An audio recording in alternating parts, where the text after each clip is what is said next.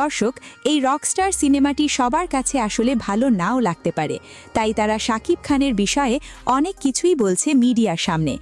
আসুন এই রকস্টার দেখার পর কী বলছে সিনেমা প্রেমী দর্শকরা সেটাও একটু দেখে আসা যাক। সাকিব খানের কাছে আশা করা যায় না এই ধরনের ছবি। না, এটা সিনেমার কোনো কাহিনী নাই, ঠিক আছে? খুবই বাজে, শুধু শুধু টাকা নষ্ট। হ্যাঁ, খুব ভালো লেগেছে। লাস্টের সিনটা একটু প্যাথেটিক ছিল।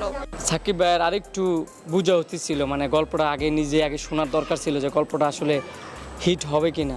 আমার মনে হয় না যে সাকিব ভাই এই স্ক্রিপ্টটা পড়ছে। মানে ওই রকস্টারের সাথে মানে পুরা যায়, আর কেউ যায় না, ওই যায়। মানে আমাদের বাংলাদেশের মধ্যে নায়ক হলে মনে হয় ওই আছে রকস্টার মুভি, মানে নামটার সাথে ওর সাথে পুরা মানে একদম আলহামদুলিল্লাহ। মানে আমার কাছে মনে হচ্ছে ও খুব সুন্দর ক্যারি করতে পারছে এই ক্যারেক্টারটা। আমি অ্যাকচুয়ালি ইংলিশ মিডিয়ামের স্টুডেন্ট, আমি কখনো বাংলা মুভির প্রতি এত অ্যাট্রাক্টেড না, but the way he looks, ওর আগের মুভিসগুলো এই